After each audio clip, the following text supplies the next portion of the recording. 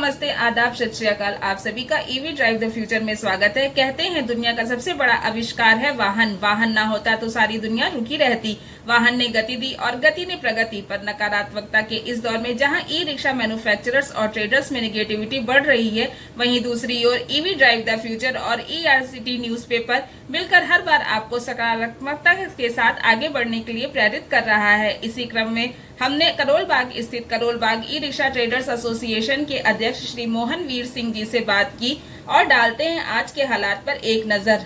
नमस्कार, मैं मोहन वीर सिंह करोल बाग नाईवाला से। हमारी यहाँ पर शॉप है पैराडाइज ऑटोमोबाइल्स। हम ई रिक्शा स्पेयर पार्ट्स में डील करते हैं और हमने यहाँ पर एक ई रिक्शा की ट्रेडर्स की एसोसिएशन भी बनाई है, जिसका मैं फाउंडर प्रेसिडेंट हूँ और जिसमें 150-200 मेंबर हैं और कुछ करोल बाग एरिया के हैं, कुछ बाहर के हैं, NCR दिल्ली के भी हैं। इसमें जो स्पेयर पार्ट्स बेचते हैं वो व्यापारी भाई भी हैं और जो नया रिक्शा बनाते हैं वो फैक्ट्री वाले भी हमारे मेंबर हैं। आप अपनी एसोसिएशन के बारे में कुछ बताएं और इस एसोसिएशन को कितने साल हो गए हैं। तो सबसे पहले तो आप अपने एसोसिएशन के बारे में कुछ जानकारी दीजिए हमें।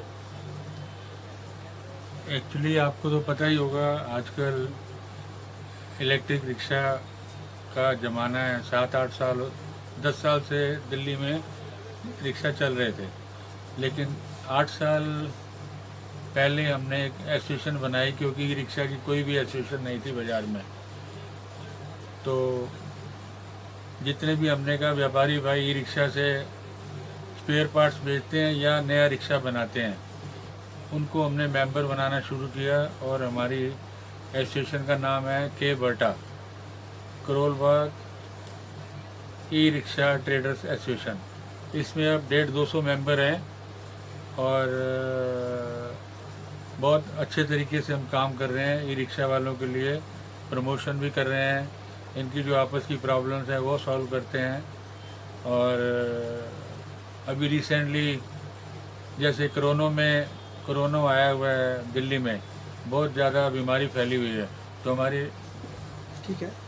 नहीं, मैं ये पूछना चाहता है कि आपका ये जो Karol Bagh e rickshaw traders association है कब अस्तित्व में आया? मतलब ये 2014 से जब नॉर्म्स आया है तब से ये इलेक्ट्रिक ई रिक्शा चलने लग गया है, नहीं तो पहले नॉन एक्ट में चलता था। अब जब से व्हीकल एक्ट में आया हमारी एसोसिएशन को करीब 7-8 साल हो गए हैं। अच्छा। और रजिस्टर्ड कराई हुई है हमने ये एसोसिएशन। अच्छा। और पहली ई रिक्शा की पहली एसोसिएशन है दिल्ली के अंदर।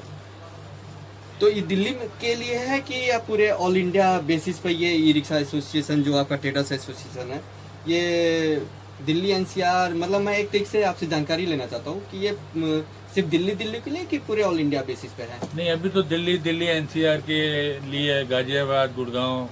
अच्छा। और ये सब नोएडा वगैरह जो भी ई रिक्शा वगैरह बनाते हैं वो हमारे मेंबर्स हैं। अच्छा, ये तो करोल बाग में जो दिल्ली में रह रहे हैं उनको पता है, लेकिन कुछ लोग ऐसे हैं जो व्यापारी हैं, जो ई रिक्शा में ट्रेड में हैं, वो आपके एसोसिएशन से किस तरीके से जुड़ सकते हैं?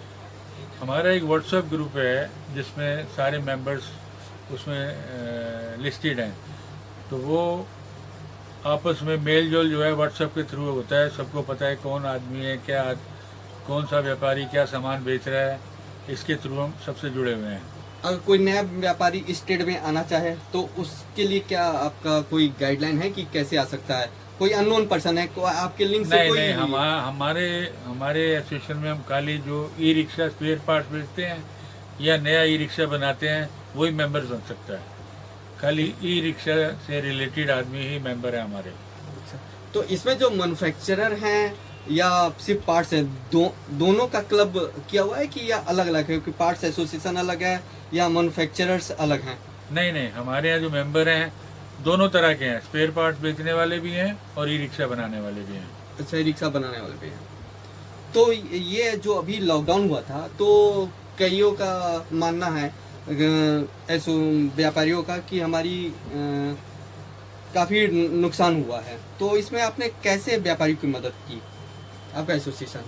अभी तो नुकसान तो इतना भयंकर हुआ है, आप सोच भी नहीं सकते हैं कि यहाँ जो चालू गाहक था दिल्ली आने वाला, वो दिल्ली आ ही नहीं रहा था। ट्रेन बंद, एरोप्लेन बंद, ट्रांसपोर्ट बंद, सब कुछ जाम हो गया था 2 महीने के लिए, और हमारी मार्केट भी बंद रही। और उसके बाद हमने फिर धीरे धीरे लॉकडाउन खुला तो अल्टरनेट डेज पे दुकानें खुली, लेकिन जो बिज़नेस है अभी समझो 20% के करीब बिज़नेस अभी स्टार्ट हुआ है, नहीं तो बहुत ज़्यादा मंदा चल रहा है अभी मार्केट में। अच्छा, गवर्नमेंट से ने ये किया रखा है 5% टैक्स पूरे ई रिक्शा पे लगा रखा है, ठीक है, और स्पेयर पार्ट्स पे 18 से 28% टैक्स है। इसमें आप कैसे वाइब्रेट करते हैं कि ये ई रिक्शा की कीमत और स्पेयर पार्ट्स की कीमत और मैन्युफैक्चरर कैसे इसको टैक्स में कन्वर्ट करता है कि हमारा बैलेंस रहे, पार्ट्स भी जो खरीदा है वो 18 से 28% पे खरीदा और बेच रहा है 5% पे, तो इसको कैसे आप कभी आपने सरकार से मदद करने की गुहार की कि टैक्स पार्ट्स पर भी टैक्स घटाया जाए?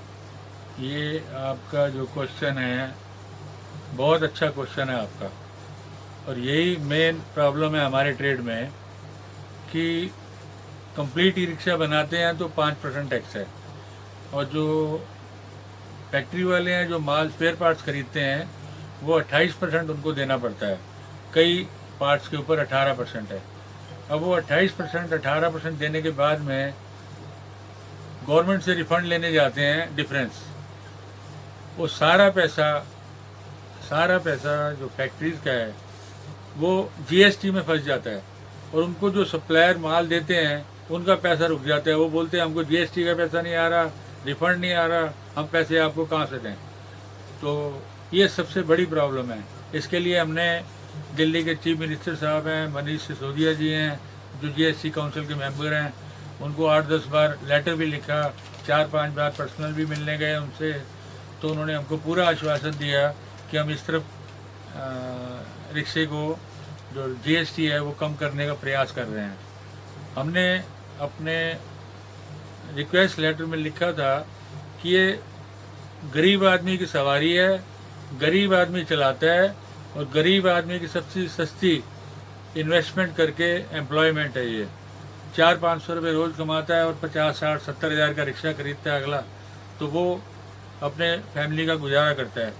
अब उसकी बैटरी बाई दी वे 6 महीने के बाद तो बैटरी बदलनी है, और 25,000 रुपये की बैटरी है। 25,000 की बैटरी में 28% जीएसटी वो देता है, तो 5-6 हज़ार रुपया जीएसटी का हर 6 महीने के बाद एक गरीब रिक्शे वाला देना पड़ता है। तो सबसे बड़ा प्रॉब्लम है उसको। और स्पेयर पार्ट जब खराब हो वो 28% पे मार्केट से माल लेने आता है। तो हमारी तो सरकार से रिक्वेस्ट है कि ये गरीबों की सरकार है, गरीबों का भला सोचती है, उनसे रिक्वेस्ट है कि ये जो कंप्लीट रिक्शा और स्पेयर पार्ट्स पे 5% टैक्स किया जाए, तभी इस ट्रेड का जो फ्यूचर है वो अच्छा हो पाएगा। 2030 तक इन्होंने कहा था कि ग्रीन रेवोल्यूशन आ रहा है, और टोटल बैटरी रिक्शा जो है हमारा इलेक्ट्रिक जो व्हीकल हैं, कार हो, स्कूटर हो, आपका रिक्शा हो, तो 2030 तक इनका टारगेट है। तो टारगेट तभी अचीव होगा जब आप इसमें कुछ छूट देंगे। तो हमारी सरकार से रिक्वेस्ट है कि जीएसटी को 5% की रेंज में लाया जाए। ठीक है, आपने तो अच्छा ये बताया कि कैसे टैक्स को रिबेट किया जाए, इस पर आपने बड़े अच्छी मतलब जानकारी दी।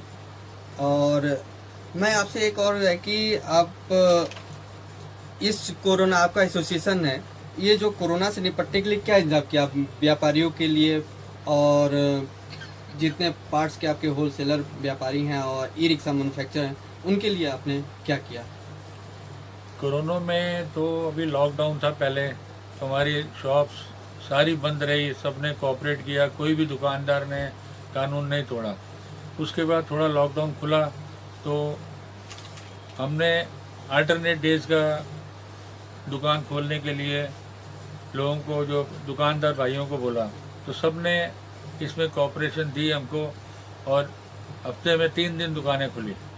और अभी भी जो है लोग थोड़ा लेट आते हैं, शाम को जल्दी चले जाते हैं, ज़रूरत है तो आते हैं, नहीं ज़रूरत तो नहीं आते हैं। तो सब तरफ से हमारे व्यापारी भाइयों ने हमको कोऑपरेट किया। और सबको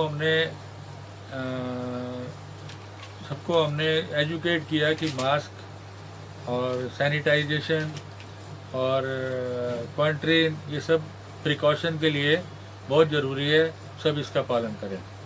और सब भगवान की कृपा से सब इसका पालन कर रहे हैं, हमारे एरिया में कोई प्रॉब्लम नहीं है। क्या अभी भी आप चाइना से सामान मंगा रहे हैं ई रिक्शा का? हाँ, हमारा काम तो चाइना से ज़्यादा है ई रिक्शा स्पेयर पार्ट्स का, और हमारा अपना ब्रांड भी है YF गोल्ड के नाम से, लेकिन अभी थोड़ा इंपोर्ट जो है स्मूथ नहीं है। अब फ्यूचर में गवर्नमेंट पॉलिसी पे डिपेंड करता है कि क्या होगा, माल आएगा नहीं आएगा, कैसे आएगा, अभी कुछ नहीं कह सकते। तो क्या आप इंडिया में भी आप शुरू कर रहे हैं कि बनाने का काम पार्ट्स का? इंडिया में अगर गवर्नमेंट हेल्प करती है, कुछ सब्सिडाइज करती है, या टेक्निकल नो हाउ या थोड़ा फाइनेंस, तो यहाँ उनको हर व्यापारी यहाँ सामान बनाने के लिए तैयार है। तभी हमारी डिपेंडेंसी जो चाइना पे कम होगी, अगर हम अपना प्रोडक्ट खुद बनाएंगे। क्या चाइना के अलावा और कोई कंट्री नहीं है कि जो ई रिक्शा पे काम करती हो और स्पेयर पार्ट्स पे काम करती हो, वहाँ से मंगाया जा सकता है?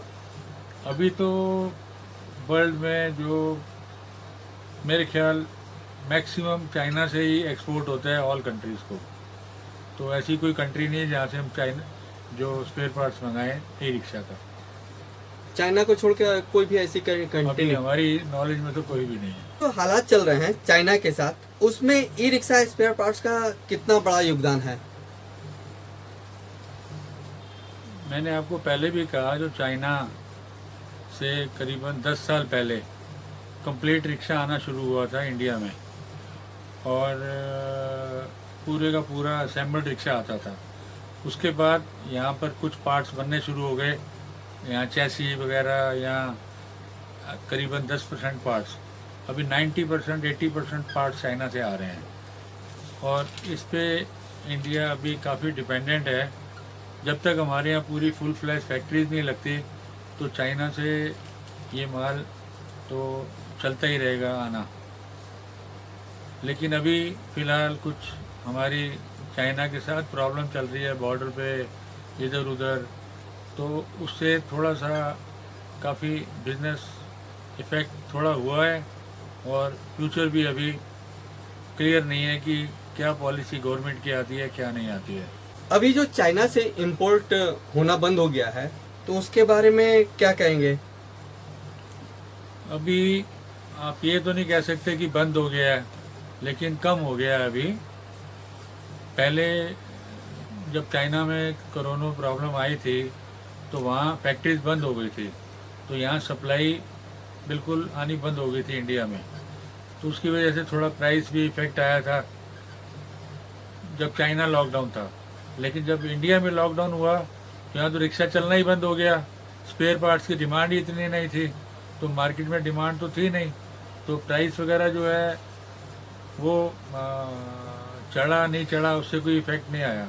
लेकिन अभी जो लॉकडाउन थोड़ा सा खुला है, इसकी वजह से थोड़ा बिजनेस 20-25% नॉर्मल हुआ है, और प्राइसेस भी वही नॉर्मल अभी आ गई हैं दोबारा, उसमें कोई एक्स्ट्रा पैसा व्यापारी नहीं ले रहा है।